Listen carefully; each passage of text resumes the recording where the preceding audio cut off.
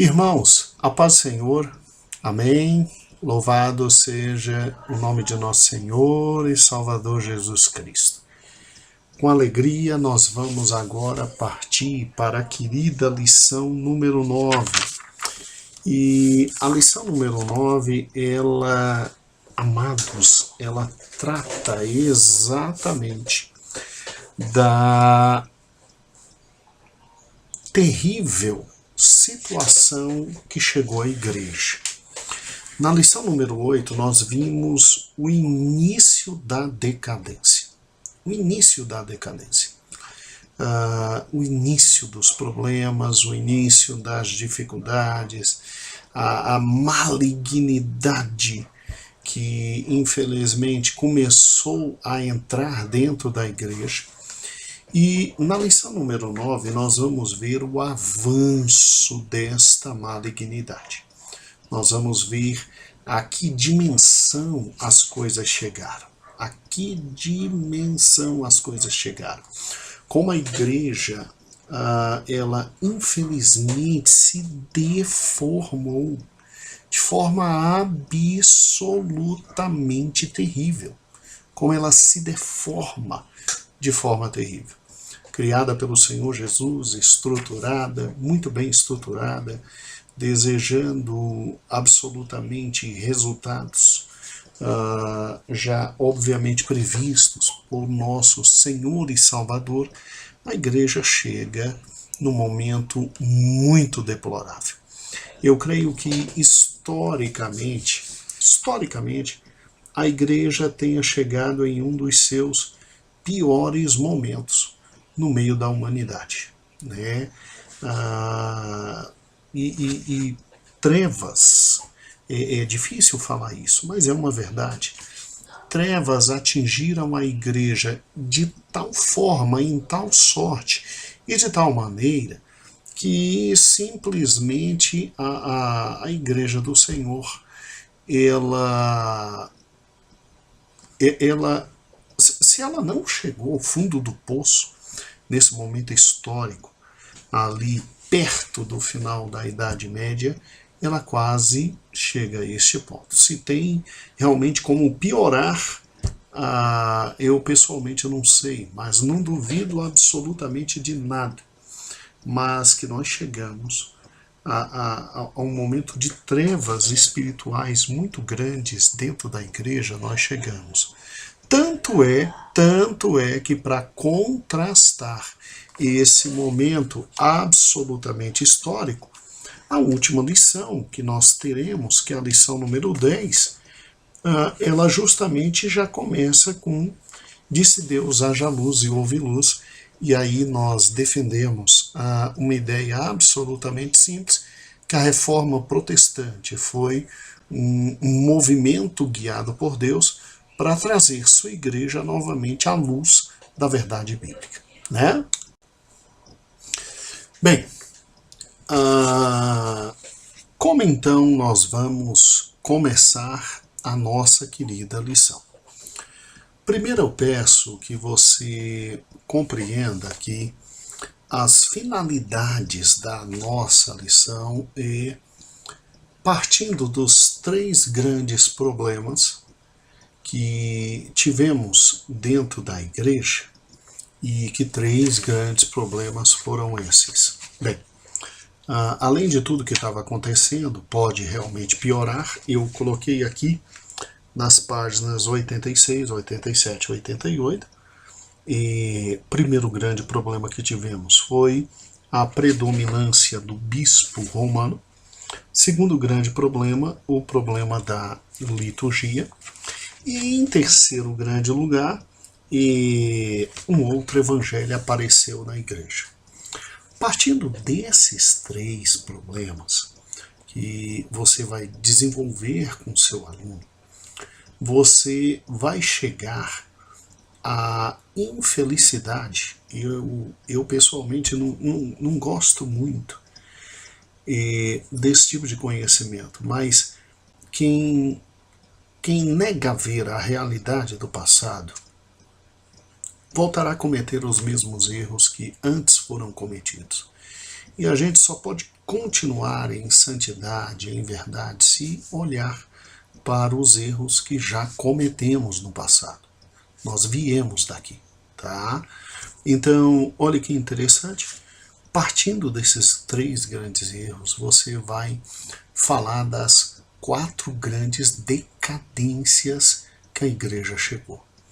A decadência financeira, a decadência administrativa, a decadência sexual e a decadência moral. Que coisa horrível. E, obviamente, quando você chegar nesse ponto, seu aluno vai estar com o coração tão dolorido de ver que isso aconteceu dentro da igreja, que isso ocorreu dentro da igreja, que você terá que, ao terminar a lição, ela é realmente muito pesada, você terá que fazer seu aluno já abrir na página inicial da próxima lição, que está na página 93, e diga a ele: calma, Deus não deixou a sua igreja nesse ponto deplorável. Deus disse: haja luz e houve luz. Então, no meio das trevas, houve luz, e aí houve a reforma protestante. E aí você cria no coração do seu aluno aquele alento espiritual e o faz respirar para querer vir na próxima aula, tá bom? Na próxima aula. Mas temos que falar e temos que dar uma lição tão pesada como essa, tão difícil como essa. E minha oração era que, e é ainda que, Deus te abençoe rica e poderosamente, né? Estou gravando hoje quinta, como sempre faço, e realmente chegará aos irmãos, só se a internet estiver muito lenta. O estudo não chega antes das 10, chega depois das 10. Mas você já leu várias vezes esse estudo, como eu creio que todas as vezes você faz, tamanha dedicação, o amor, o carinho, e não te será difícil ministrar. Amém?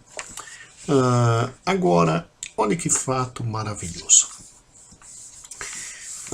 Como é que você vai fazer isso? Bem, primeiro você tem que trazer à memória dele um pouquinho da lição passada. E trazendo à memória dele um pouquinho da lição passada, mostrar que a igreja começa a cair, e com essa lição, aí você faz com que o conhecimento dele chegue ao ponto de entender: meu Deus do céu, mas nós fomos muito longe na queda.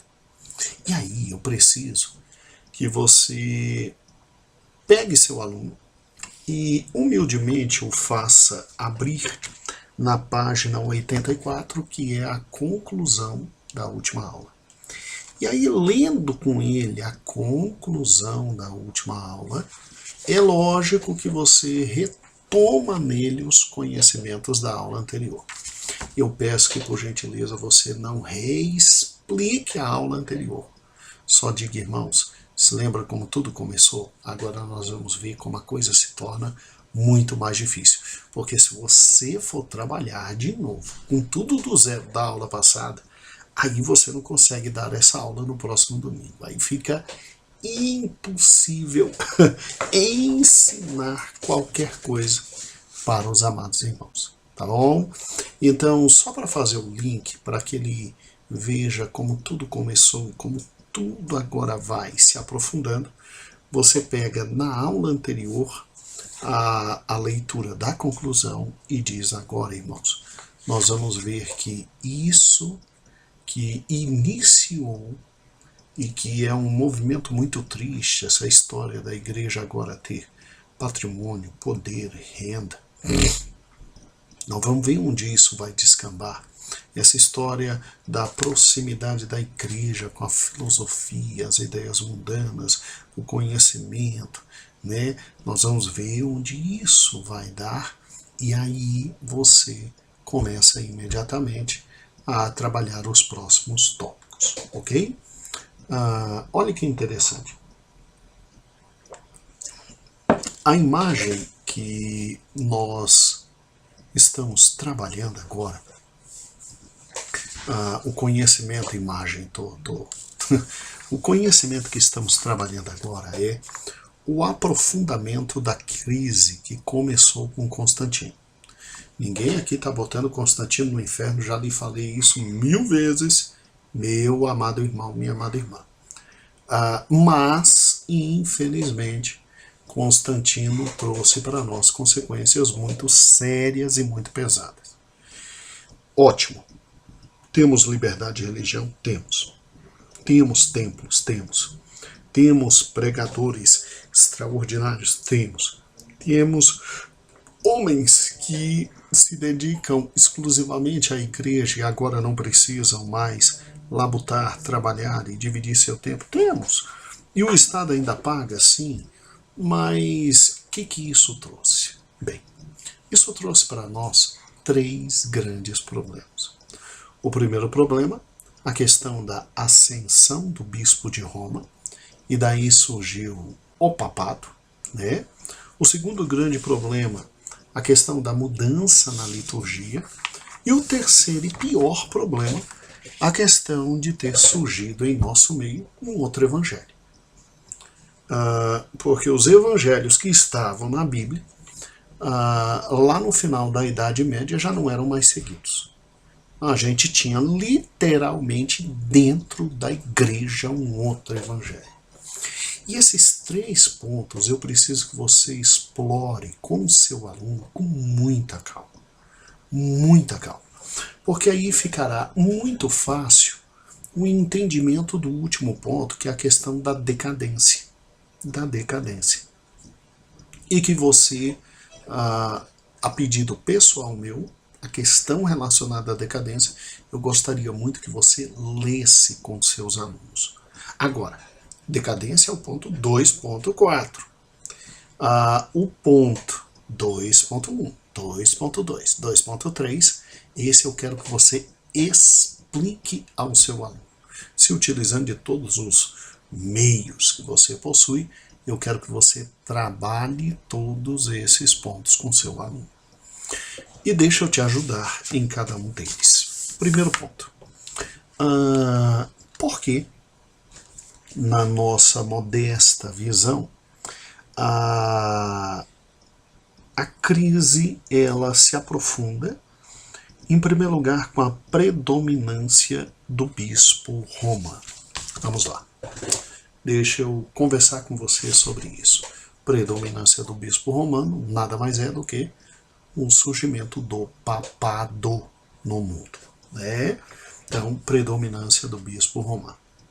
Vamos juntos. A igreja agora tem dinheiro. A igreja agora tem templos. A igreja agora tem a riqueza.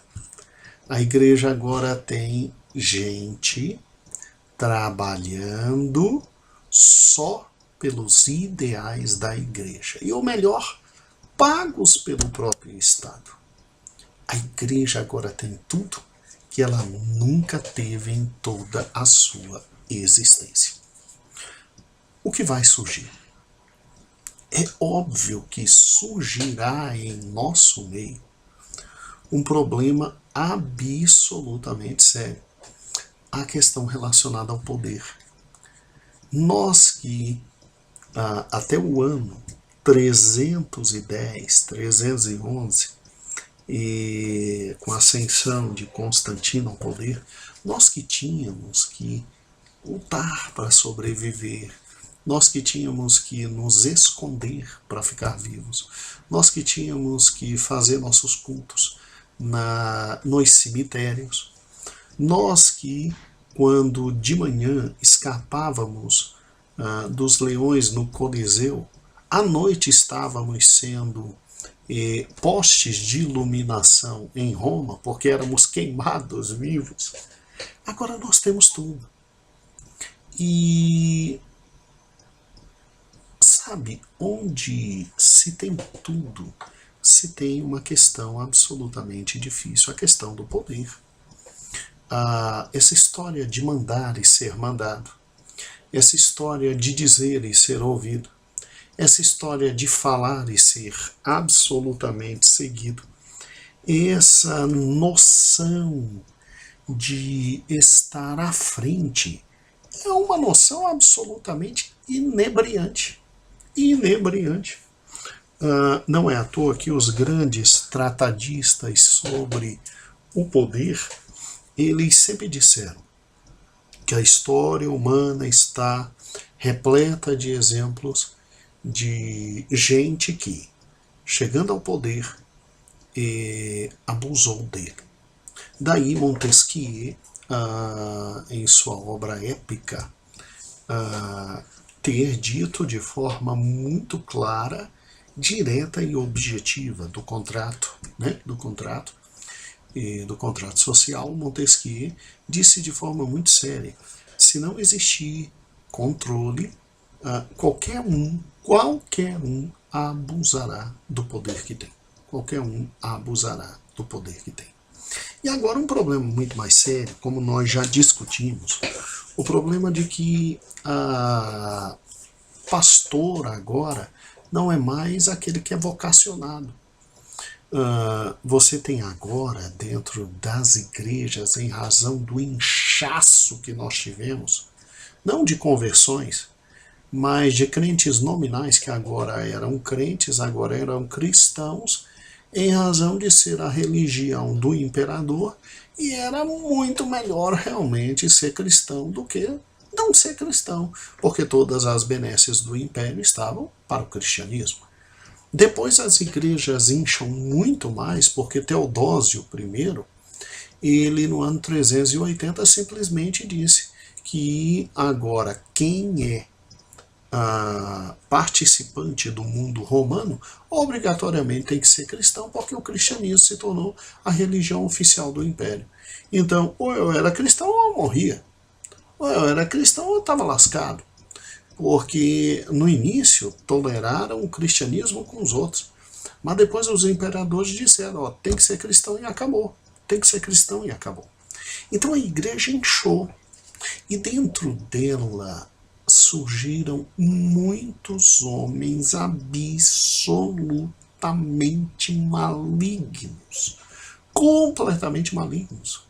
Homens que não tinham nenhum pudor. Homens que não tinham nenhum amor, absolutamente gananciosos. E a descrição deles é muito bem feita no livro de Judas. E Judas, de forma muito direta e objetiva, nos fala que seriam lobos devoradores, que estariam no nosso meio, lobos absolutamente devoradores. E aí o que acontece? O inchaço da igreja, nós passamos a ter a igreja como um centro efetivo de poder. Um centro absoluto e efetivo de poder. E o que aconteceu? Bem, aconteceu que os líderes da igreja agora passaram a ser socialmente pessoas de muita influência e de muito poder. Então, ser bispo na igreja, porque a igreja tinha que ter a liderança de alguém. Ser bispo na igreja era uma posição altíssima, absolutamente altíssima. Você, no início, tinha as igrejas com bispos dentro dela. Com o passar do tempo, as igrejas passaram a ter um só bispo, até em razão da perseguição, até em razão da dificuldade, até em razão da morte, dos problemas muito sérios. E aqui eu não estou criticando a igreja que tem vários bispos e vive o sistema de administração de vários homens ao mesmo tempo, e também não estou criticando a igreja que tem um só bispo, ou seja, um só pastor, um só regente, os demais submissos a ele. Não estou criticando nenhum nem outro, mas veja que quando Jesus se revela em Apocalipse, ele está falando a igrejas que vinham de problemas muito sérios, decepções, perseguições e etc. E ele diz assim, ao anjo da igreja. Então, já na época em que o último apóstolo ainda estava vivo, que era o apóstolo João, a igreja já era direcionada por não um colégio de homens, mas a maioria das igrejas era direcionada por um único pastor, um único bispo, né? E isso aconteceu não porque alguém se impôs ao outro, é porque naturalmente, em razão da história da igreja, nós não podemos, infelizmente não tivemos tempo de passar isso para os irmãos, mas naturalmente com a história da igreja isso foi acontecendo, não porque alguém quis usurpar o poder dos outros bispos na igreja, mas é porque naturalmente em toda a igreja você sempre tem um personagem que se destaca em relação aos outros em decorrência do seu amor, da sua segurança na palavra, da sua fortaleza espiritual que proporciona e, obviamente, em razão também de um trabalho proveniente por parte do Espírito Santo de Deus, fazendo com que um realmente assuma a função sobre todos os outros. Na época da perseguição, a igreja tinha vários bispos, mas um era aquele que estava à frente de todo o trabalho. Porque nele se sentia segurança espiritual, segurança pessoal, segurança sentimental e o mais importante, era um grande exemplo de vida espiritual para todos aqueles. Então, veja, obviamente, que o fato de você ter bispos na igreja e um dentre eles que governa absolutamente tudo, é espiritualmente sadio sem nenhum problema. Eu não estou aqui dizendo que ter liderança na igreja e no meio da liderança um é o líder de absolutamente todos, que isso é incorreto, porque não é incorreto. Jesus escreve ao anjo que está em Esmirna, Jesus escreve ao anjo de Filadélfia, Jesus escreve ao anjo de Laodiceia. Quem são esses anjos? São o pastor principal daquela igreja, ou seja, o bispo daquela igreja. E ora repreende, ora abraça, ora dignifica, tá certo? Ora dignifica, e ali estão a revelação final de Jesus Cristo para a humanidade. Então veja que até o Apocalipse, né, detém exatamente isso. Então não há problema nenhum de uma igreja ter um homem, um bispo, que esteja à frente de todos os outros bispos. Eu falo isso porque muitos exegetas dizem que é um erro muito grande isso acontecer, e não é. Tá, mas então qual foi o problema do bispo romano? Né?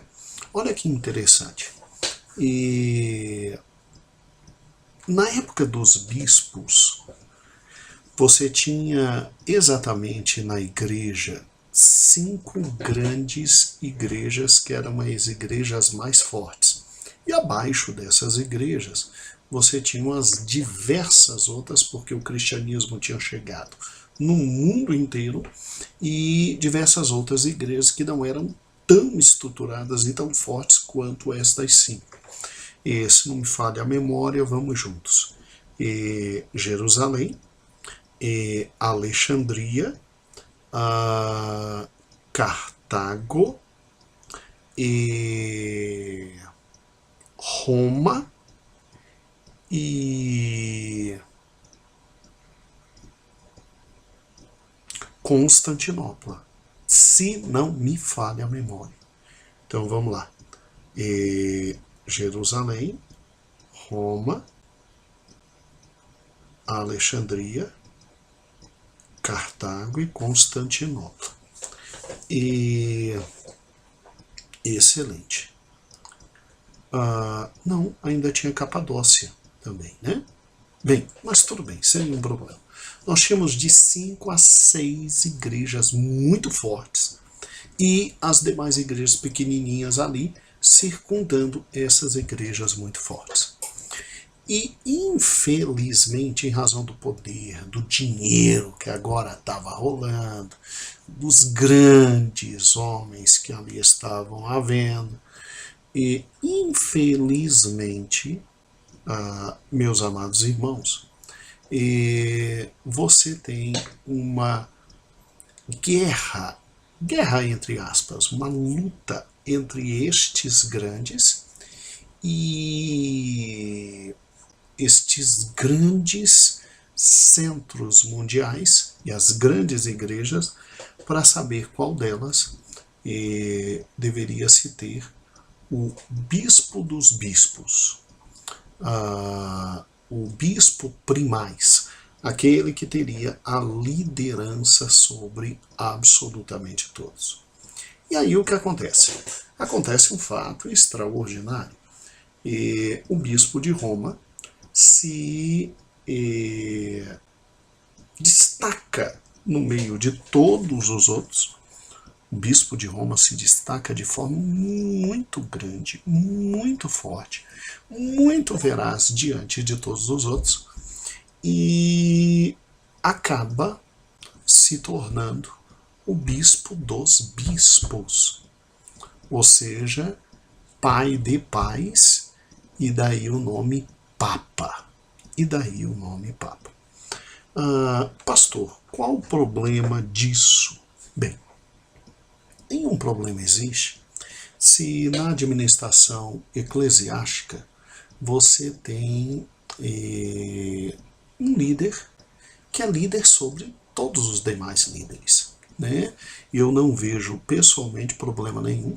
Não é porque sou filho do pastor Gedeon, que é um líder de nossa igreja, e que agora, por estar ali se recuperando da terrível queda que teve, tem agora na liderança de toda a igreja minha mãe, e que, convenhamos, está fazendo uma administração extraordinária, ímpar. Incrível como a igreja, louvado seja o nome do Senhor, continua crescendo, continua abençoada, continua forte, né? Nós, os filhos, o que fazíamos com o papai, agora fazemos com a mamãe. Todo mundo junto, trabalhando e lutando na obra de Deus, né? Trabalhando e lutando na obra de Deus. A gente sabe que papai vai voltar. E a gente quer que quando ele volte a coisa esteja muito melhor. Então veja, não há problema nenhum de se ter um líder sobre todos os outros líderes. Isso ajuda muito. As decisões são tomadas de forma muito mais rápida, muito mais dinâmica, muito mais abençoadora, muito mais fantásticas. E graças a Deus, papai é um líder absolutamente diferente da maioria. Pastores almoçam com meu pai, chegam, têm acesso, têm a possibilidade de conversar, fala a qualquer momento, tem resposta imediata, seja sim, seja não, seja um talvez, ou então espere um pouquinho. Muitos irmãos que vieram de outras igrejas dizem assim, rapaz, para eu falar com meu líder era impossível, ele nem olhava para a minha cara. Então louvado seja o nome do Senhor. É uma questão simples. Tudo tem uma estrutura e organização. E ter uma pessoa à frente de tudo nunca foi errado. Tá. Então, peraí. Então, por que aqui está como problema? Bem, aqui está como problema pelo seguinte fato. Como é que isso aconteceu e o que levou de consequência em razão disso? Então, vamos juntos. Qual foi o problema aqui? O problema aqui foi a questão relacionada aos gnósticos e a imposição de uma teoria chamada sucessão apostólica. Deixa eu te passar isso. Os gnósticos, que nós já estudamos e você já sabe, eles infelizmente entraram na igreja de forma muito forte e eles quase fizeram a igreja primitiva sucumbir, porque eles diziam que tinham um conhecimento secreto dado por Deus, se diziam apóstolos, e por se dizerem apóstolos, diziam que tinham revelações de Deus. Só que as revelações que eles tinham de Jesus Cristo eram absolutamente contrárias a tudo o que os verdadeiros apóstolos tinham escritos. Então o que aconteceu? Para combater toda essa heresia, o que os discípulos dos apóstolos que ficaram cuidando da igreja fizeram? Esses homens foram chamados pais da igreja, pelo seu caráter amoroso, valoroso, fantástico, como nós já estudamos. Eles defenderam a questão da sucessão apostólica. E o que foi a questão da sucessão apostólica? Cristo não deixou mais apóstolos. E isso é uma verdade. Os apóstolos só foram os 12 e o apóstolo Paulo. Cristo não deixou mais apóstolos. A igreja então está fundamentada na doutrina de Cristo, em Cristo, e na doutrina dos apóstolos. Muito bem, sem nenhum problema até aí. Agora, quem é que pode ministrar na igreja? Quem é que pode trabalhar na igreja? Quem é que pode liderar a igreja? Só pode estar na frente da igreja quem os apóstolos prepararam e deixaram para continuar o ministério. Daí a tal da sucessão, o quê? Apostólica. Que significa o quê? Não há mais apóstolos, mas no lugar dos apóstolos foram colocados os bispos da igreja. Então, por exemplo, Paulo morre, quem é que fica cuidando de uma das igrejas que Paulo cuidava? Fica seu filho na fé, Timóteo. Em outra igreja fica seu filho na fé, Tito. João morre. Quem fica cuidando da igreja que João estava? Seu filho na fé, Policarpo. Então, olha que interessante, esses sucessores dos apóstolos, eles se tornaram os primeiros bispos da igreja. Gente que cuidou da igreja. E para se defenderem, obviamente do ataque dos gnósticos, eles diziam o seguinte, olha, esses outros homens que querem entrar na igreja e liderar a igreja são homens falsos, porque não vieram da sucessão apostólica. Então, só pode estar na frente da igreja, cuidando da igreja, quem os apóstolos prepararam para cuidar da igreja. Daí a sucessão apostólica. Uma ideia fantástica, uma ideia maravilhosa, uma ideia fundamental para que a igreja não fosse dominada e na frente dela não estivessem homens malignos. Então, a igreja primitiva era muito interessante. Dentro da igreja primitiva, chegava um irmão novo, se dizendo assim, olha, eu sou apóstolo de Jesus, sou bispo, e eu queria estar nessa igreja, eu queria participar, e eu queria trabalhar nessa igreja. Tá, o irmão tá. Então, o irmão foi ganho por quem? Por fulano de tal. E esse fulano de tal, ele, espiritualmente, quem o gerou? Ciclano de tal. E ciclano de tal, quem o gerou? Tal. Se nessa busca de quem era o antecessor dele e onde ele foi criado e quem foi, entre aspas, o pai na fé dessa pessoa, não se chegasse a alguém que obviamente tinha sido discípulo dos apóstolos, não se chegasse aos apóstolos, nós não recebíamos esse indivíduo dentro da igreja para falar, para pregar, para ensinar. Ele ia para fora. Ia para fora, ia pregar lá fora, ia ensinar lá fora, mas aqui dentro só ensina, só edifica a igreja, só está na frente falando e pregando, se você conseguir provar a nós que você vem na sua sucessão até chegar. Quem te ganhou foi fulano de tal, que foi ganho por ciclano de tal, que foi educado na esfera cristã por ciclano de tal, e que chegou ao apóstolo tal. Fora isso, nós não reconhecemos. Mas não reconhecemos. Porque o que tinha de falsário, de bandido, de pilantra, de ladrão dentro da igreja era muito grande. E olha que eu estou falando, ainda na época em que éramos perseguidos, já queriam entrar. Agora imagine depois da época em que simplesmente nós agora tínhamos liberdade e tínhamos vida. A gente tinha liberdade, tinha dinheiro, tinha templo, tinha tudo. Então, com base nesse princípio da sucessão apostólica, nós conseguimos defender a igreja de muitos falsos mestres. Só que tem um problema. Que problema é esse? Antes de Constantino, a gente apanhava e queria viver. Depois de Constantino, a gente passou a ter dinheiro e poder. E aí que, infelizmente, mesmo os corretos bispos começaram a, infelizmente, ter uma interpretação errada do que receberam da sucessão apostólica. A sucessão apostólica, ela era só para quê? Para dizer, olha, deixou no lugar dos apóstolos quem?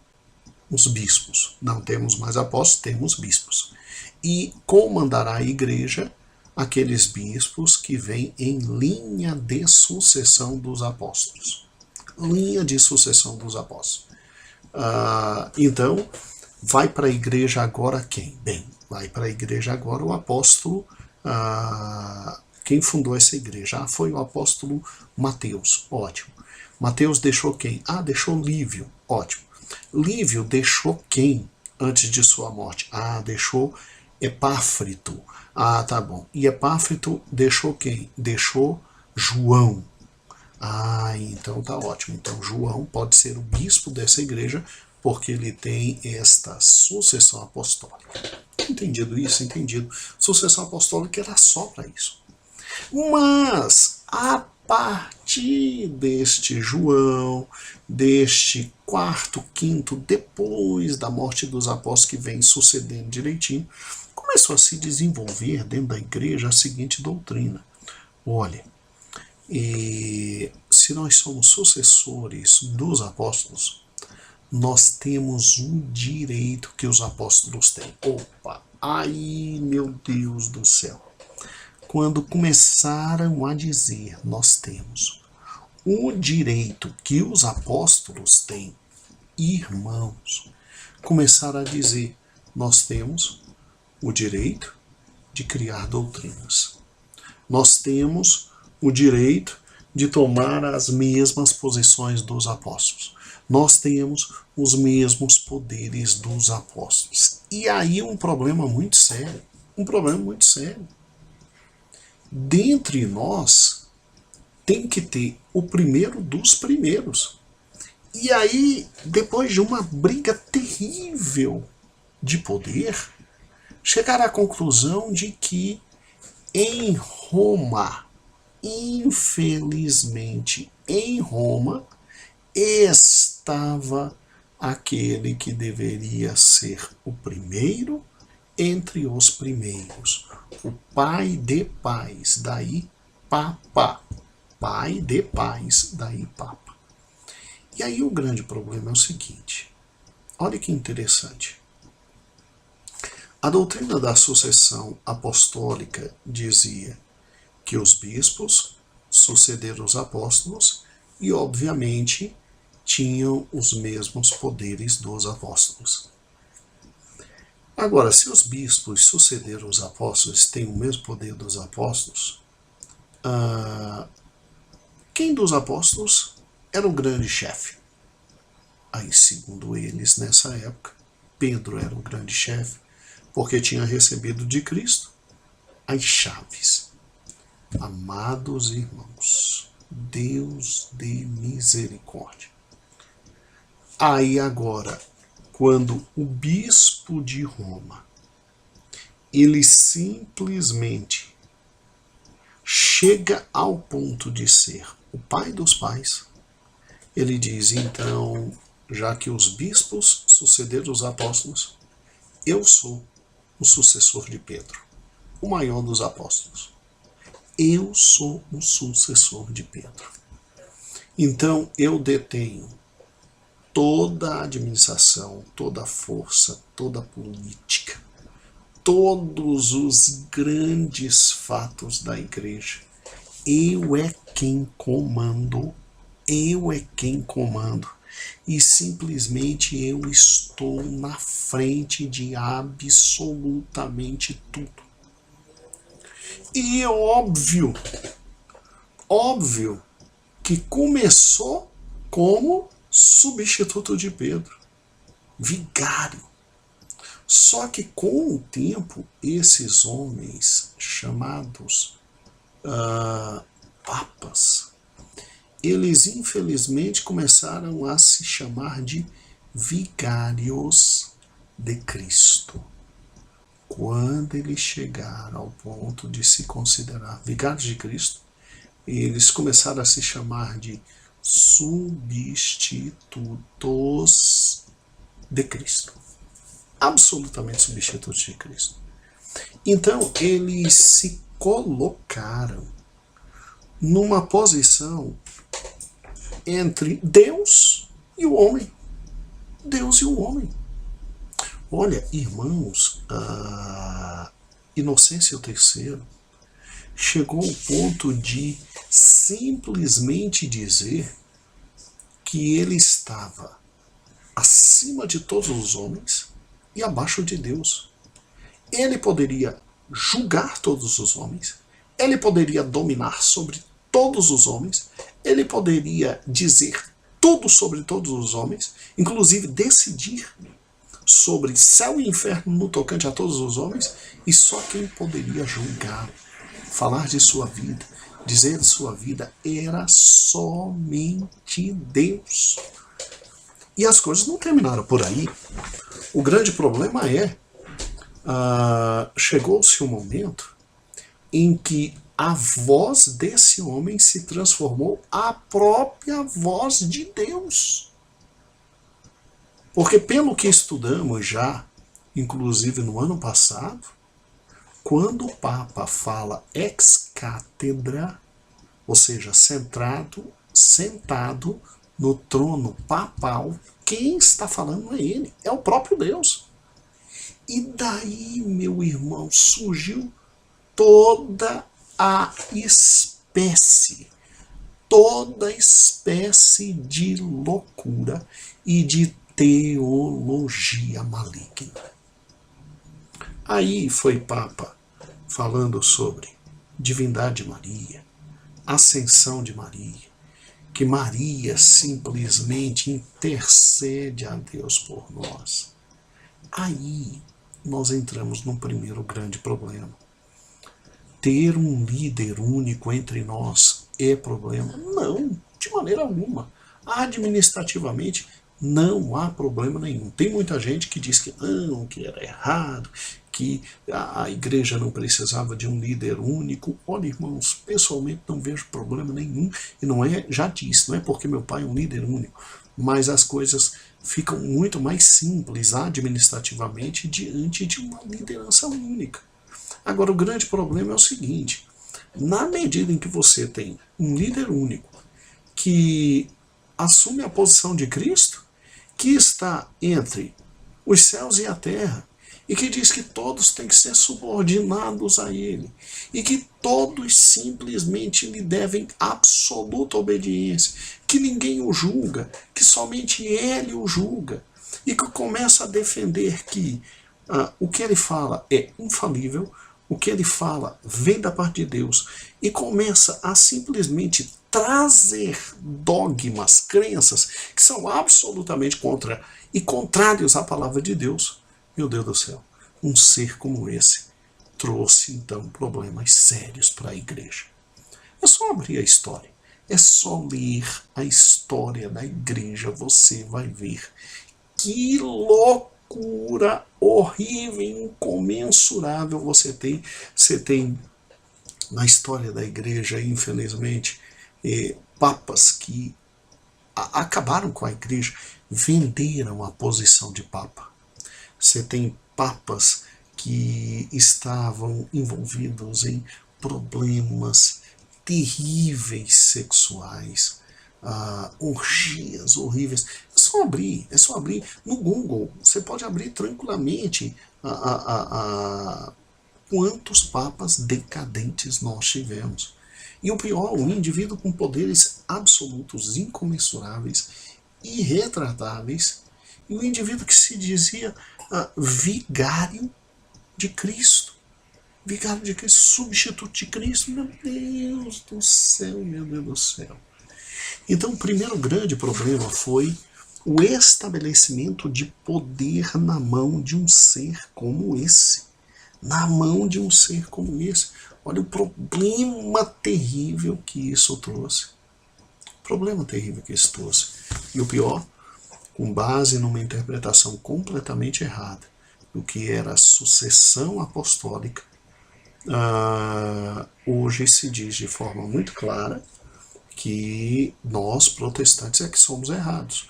Porque a igreja protestante é a igreja de um livro.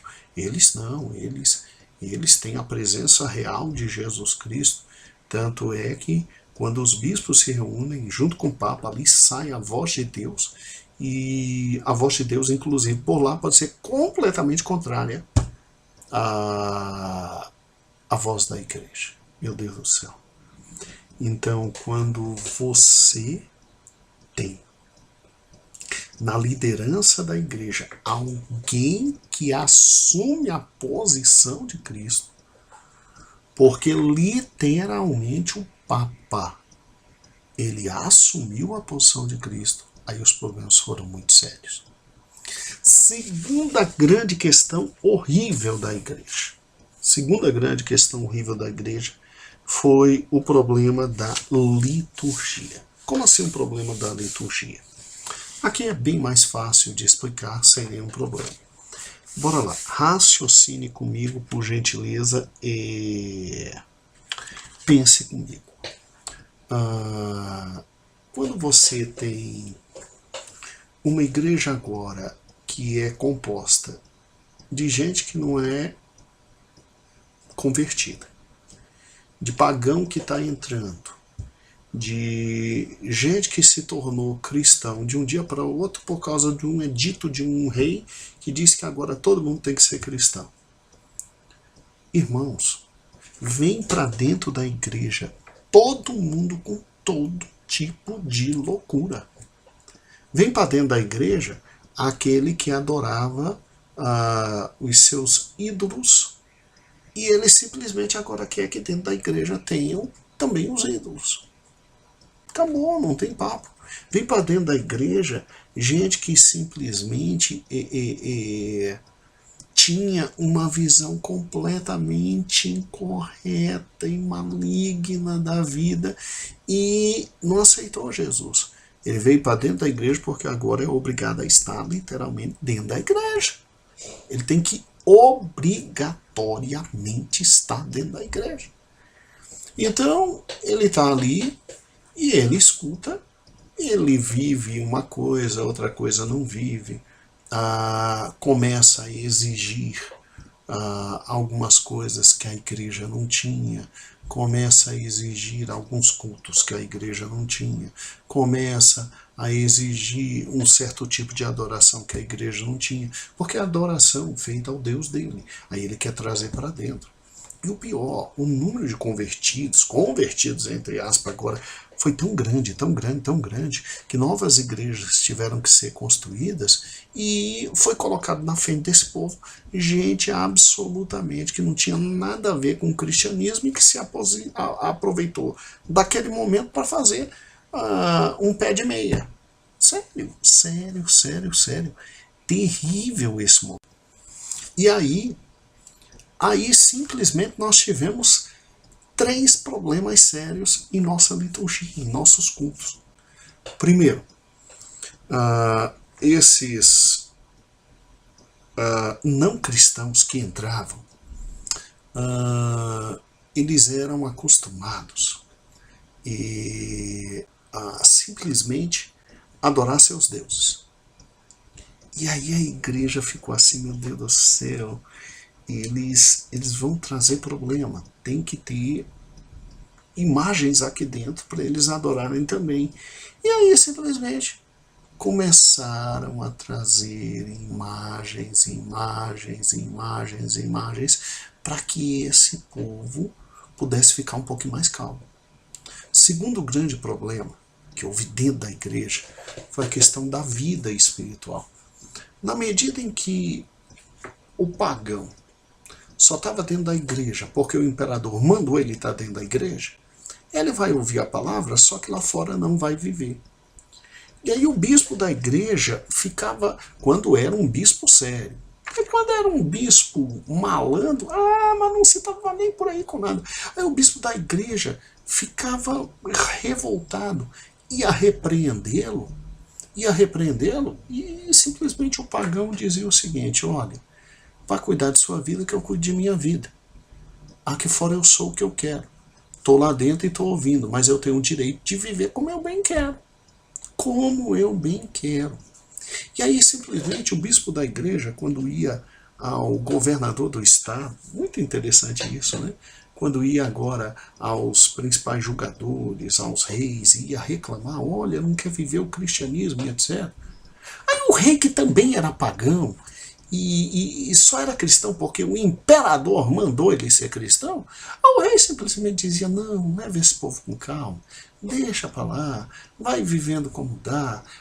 A gente no Império Romano a gente quer paz, o cristianismo existe pra gente, é pra gente consolidar a paz e ser todo mundo junto. Então você passou a ter dentro da igreja simplesmente todo mundo, gente que era convertida vivendo realmente o evangelho, e gente que não era convertida vivendo lá fora simplesmente o que queria, o que começou a trazer para dentro da igreja muita imoralidade, muita carnalidade, muita vida no secularismo, na prostituição, na bebedeira. Meu Deus do céu, mas foi assim um momento absolutamente horrível. Isso fora os cultos que tiveram que ser transformados na sua essência para ainda agradar esse povo que veio de fora e que simplesmente não era cristão. Porque como era a nossa liturgia? Vamos juntos. Nossa liturgia era simples. Você chegava, você tinha a leitura da palavra, você tinha a explicação da palavra, depois da leitura da palavra e explicação da palavra, alguns hinos, recolhia a oferta, até para ajudar os irmãos pobres, viúvas, inválidos e etc. E todo mundo ia para a sua vida. Agora não. Agora você tem dentro da igreja pagão que não é convertido e quer novos elementos no culto, quer elementos mágicos no culto, quer simbolismos novos no culto. A nossa liturgia teve que mudar para agradar também esses pagãos, porque ainda tinha um problema sério. O bispo que tinha sua igreja e que não estava agradando agora esse pagão que chegou, que não admitia as imagens que o pagão estava acostumado a ter e agora tinha que ter na igreja, que não tinha atrativos para ele dentro da igreja, uma liturgia mais forte, uma liturgia que chamasse atenção, um ritualismo dentro do culto que o agradasse. Ele simplesmente saía daquela igreja e ia para outra igreja. E os bispos sérios tinham sua igreja muito menor. Aí, o Estado que pagava esse bispo, olha o problema, o Estado que pagava esse bispo chamava ele na famosa chincha, né? Chamava a responsabilidade dizendo, epa, peraí, porque estão saindo da igreja, porque tua igreja está menor, tem que todo mundo tá aí, te adequa a eles, te adequa às necessidades dele, pega o cristianismo e dá um jeito de arrumar de tal forma que ele seja atrativo a esse indivíduo, porque eu preciso desse indivíduo aqui dentro, ouvindo o cristianismo, porque o cristianismo é um elo, é um elemento importante de coesão do Império Romano.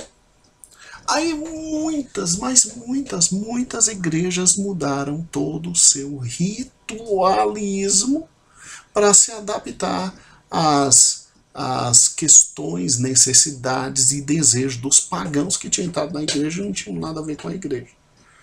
E o pobre do bispo tinha que se subordinar a isso por uma razão simples. Senão, era demitido do Estado. Era demitido do Estado, era servidor do Estado. Olha onde nós chegamos. E o grande problema, um outro evangelho se levantou na igreja. Esse foi o problema mais terrível da igreja. Agora, o que salva não é mais Jesus Cristo. O que limpa pecados não é mais o seu sangue, mas agora criada foi toda a teologia sacramental. Deixa eu te explicar isso. Olha que importante. A partir de agora, como é que alguém é salvo? Muito bem. Olha que interessante.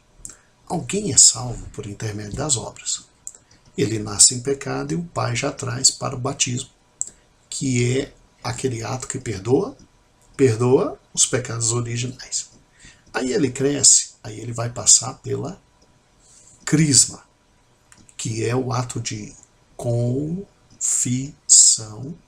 de que a vida dele realmente é para o catolicismo romano. E aí, crescendo, quando ele peca, ele vai ao padre, realiza a confissão, o padre o absolve dos pequenos pecados. Se o pecado é um pouquinho maior, aí ele tem que fazer as penitências. Se lembra disso?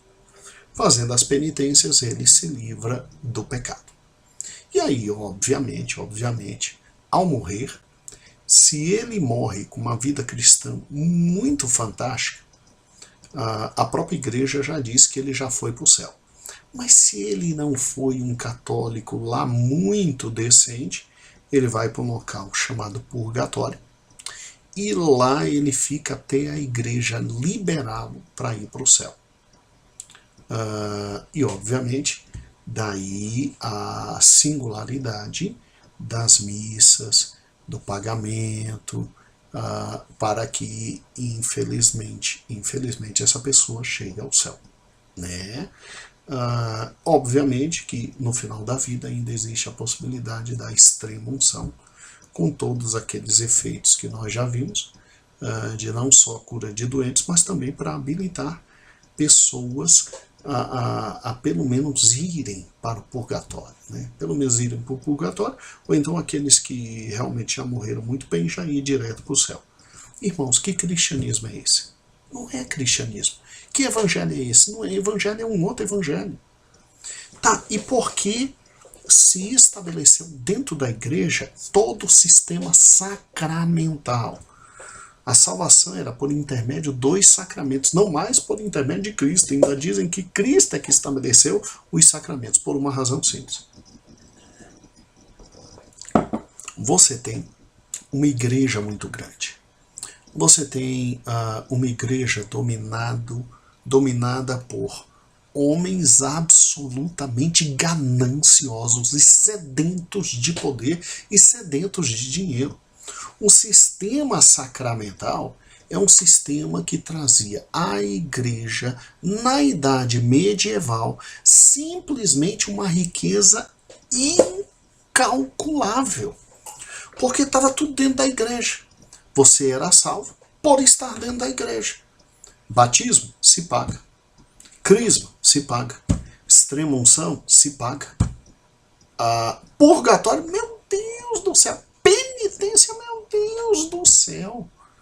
Então você cria um sistema em que quem vai administrar esse sistema não precisa ter compromisso nenhum com Deus. Não precisa ter compromisso nenhum com sua palavra. Não precisa conhecer o Evangelho. Não há necessidade nenhuma de conhecer o Evangelho, pregar o Evangelho, porque senão isso acaba com todo o sistema sacramental. Basta saber os ritos, basta saber como se faz um batismo, basta saber como é a crisma, basta saber como é que se faz a Eucaristia, basta saber como é que se faz a penitência, basta saber como é que se faz a extrema-unção, basta saber como é que se faz a missa de sétimo dia, e obviamente quanto se cobra por cada um desses fatos, e simplesmente a igreja vai funcionando assim, independente do indivíduo ter ou não chamada, independente do indivíduo saber ou não o que está fazendo, independente do indivíduo simplesmente praticar isso de forma correta, de forma maravilhosa, de forma decente ou não. Meu amigo, assim se vai e a gente vai enriquecendo cada vez mais, ou seja, um outro evangelho surgiu. Junte as três coisas. Junte a questão do papado, alguém que substituiu o próprio Cristo.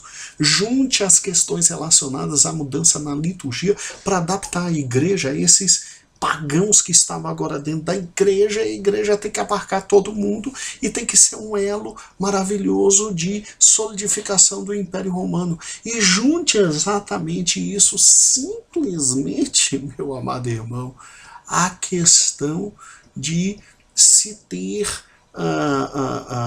um sistema em que esse povo que já está acostumado a sofrer, vamos sofrer muito para alcançar o céu, que é esse outro evangelho. Pronto, você tem a decadência absolutamente pronta, o esquema feito, e a igreja vai afundando, afundando, afundando, afundando, afundando, afundando. Daí não tem o que fazer. Daí a decadência financeira, administrativa, eclesiástica, moral e sexual. Agora aqui, esse ponto que está no ponto 2.4, a decadência, aí aqui eu quero que você leia com cada um deles. Aqui eu quero que você leia com cada um deles, porque eles vão lendo e eles vão vendo a que ponto a gente chegou, em razão de quê? Em razão dessa tríade horrível da existência do papado, da existência de um outro evangelho que agora não é mais Cristo, é o sistema sacramental para a salvação, e da existência da modificação de tudo dentro da igreja para atender o paganismo que entrou nela. Vai dar em quê? Decadência. E aí, depois que você ler com eles cada um desses pontos, por exemplo, você leu a decadência administrativa, você diz, irmãos, mas junte o papado, junte os sacramentos e junte a mudança de liturgia, não ia dar nisso? Aí você lê a decadência sexual, diga de novo, junte o papado, junte os sacramentos e junte a mudança na liturgia, não ia dar isso? Cada um que você vai lendo no 2.4, diga, bata nessa tecla, porque é verdade. Junte tudo isso, vai dar decadência. Vai dar decadência. E você vai ver que no final da aula, eles vão estar assim, puxa vida, cruz credo. Como a igreja se transformou em algo horrível. Se transformou em algo horrível. E daí sim, você explicará para eles, aí não é leitura, é explicação. Você explicará para eles porque o título é Quão grande árvore e quantos pássaros? Porque aqui na conclusão eu fiz questão de trazer uma das pregações mais interessantes do papai. Papai, numa Santa Ceia, ele tinha simplesmente nos feito ver diferente o texto que aqui está. Todo mundo que pega esse texto aqui da conclusão diz assim, poxa, mas olha que maravilha o Evangelho, olha que fato fantástico o Evangelho, olha como o Evangelho é extraordinário, olha que fato fantástico que é o Evangelho, né? O Evangelho é uma semente de mostarda que cresce, dá uma árvore imensa. Pois é, irmãos, a semente de mostarda, ela, pela sua natureza normal, ela dá árvore pequenininha e baixa. Pequenininha e baixa. Então, quando uma mostardeira alcança 14, 15 metros, como alguns alcançam, é uma deformidade. Jesus, quando trouxe essa parábola, ele estava dizendo, olha, o reino dos céus é isso aqui, ó. Vai chegar um momento na história em que a igreja vai se deformar. Porque a igreja, a grande figura agrária da igreja com que Jesus comparou, foi exatamente a videira. Foi a videira. Jesus disse, eu sou a videira e vocês são os ramos. Então, a videira é aquela árvore baixa, é aquela árvore que tem que estar atrelada, pequenininha, que vai dar frutos, e que pássaros não estão ali não. Quando você vê uma árvore frondosa dessa, enorme, isso é uma deformidade. Aqui, Jesus fala da terrível deformidade que alcançou a igreja. E aí o coraçãozinho dele vai estar tão pequeno ao saber que a coisa chegou a esse ponto. Mas aí você diz, olha, dá uma olhada por gentileza na página 93 e veja o que está escrito. E disse Deus, haja luz e houve luz. Isso não foi só no Gênesis, isso também foi na Reforma Protestante. Quando a igreja vivia as mais densas trevas, Deus disse, haja luz e houve luz. E aí semana que vem nós vamos estudar, diga isso para ele, como a luz de Deus de novo raiou e trouxe a igreja para o que Deus sempre quis. Daí a Reforma Protestante. Amém? Que Deus te abençoe, que Deus te dê uma aula espetacular, maravilhosa, tá bom? Que o Senhor esteja contigo. Grave muito bem todas essas dicas, leia bastante a revista e vá a fundo, porque o Senhor é contigo. Acho que essa aula vai realmente demorar um pouquinho mais do que as outras que você normalmente dá, mas Deus vai te abençoar bastante. Que o Senhor te abençoe. Uma grande aula.